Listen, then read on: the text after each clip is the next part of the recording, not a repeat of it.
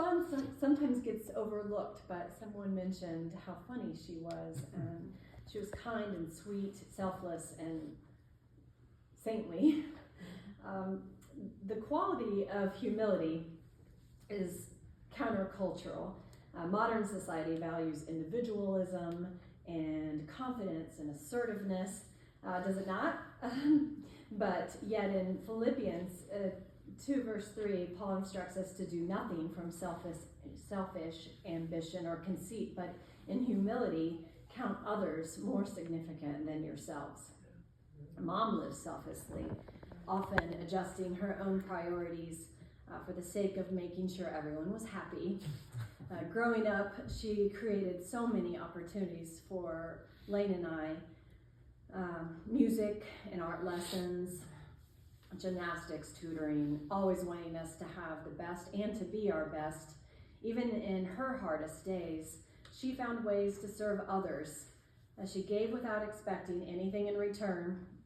At meals, Mom would wait until everyone else was served, and then of course she was pushing seconds on you. But okay, one last time, cookies. Many of you remember her chocolate chip cookies. I swear, it was just the Toll House recipe. If you want to replicate, just I think they still print it on there. But she finally perfected it. Just secret, fun fact. Half margarine, half butter. She told me. She was really proud. She always wanted to serve you more, even though she herself ate like a bird. Wow, Mom, are you really going to eat that entire half of that sandwich and the apple slices for lunch? Her recipes are still legendary. Her mother's cornbread dressing, sweet rolls, and caramel custard pie, and the cookies. And she made a mean chocolate sheet cake. I think that's Aunt Anne's recipe, which, and anyone here remember the pink fluff? Yeah. And she swore you could eat as much of it as you wanted because it was just air and chemicals, right? One of the greatest joys of her life was children.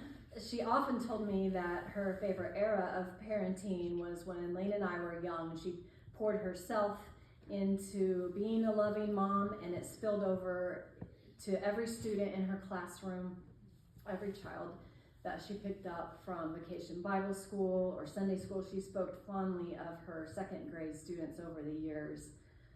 So when a lot of them came through the line, I felt like I knew them. She attended their graduations and kept up correspondence with many of them through the years. Mom never doubted my ability to be a mother. Okay, this is where I'm going to have to hold it together. No one was more thrilled to hear that her first grandchild was on the way. When I told her that I wasn't sure I even liked kids all that much. I mean, look at the bar that she set, right? She smiled and reassured me it'll be different when they're your own. And Justin and Jacob and Hannah were her absolute joys. She rocked, read, sang, swung, cooked for them. She was serious about her grandchildren's faith, even resorting to bribery for Bible verse memorization. Just ask them how much the Lord's Prayer was worth. Mom was an encourager, lifting others up in both word and deed. She had an enormous impact on so many lives, borrowed from Ann Kaufman. She wrote letters, so many cards and letters, like enough to drive up the Hallmark stock prices. I'm certain that she considered this her ministry. And when I was in college, I don't think anyone received more letters and packages and cards than I did. It was kind of embarrassing. But Mom was a prayer warrior, as some of you may know. Her daily list was long, and I can only imagine the lifelong hours that she spent praying for me and for my brother and for all of us. Mom was an attentive listener, a dedicated helper, a gentle spirit, a gifted musician, and a loving wife. And she was my fierce, it doesn't align with her being fierce, but she was my fierce and constant cheerleader. And she loved me unconditionally. She had a profound impact on so many lives, and Alzheimer's may have taken her memory, but it never touched her soul. Yeah.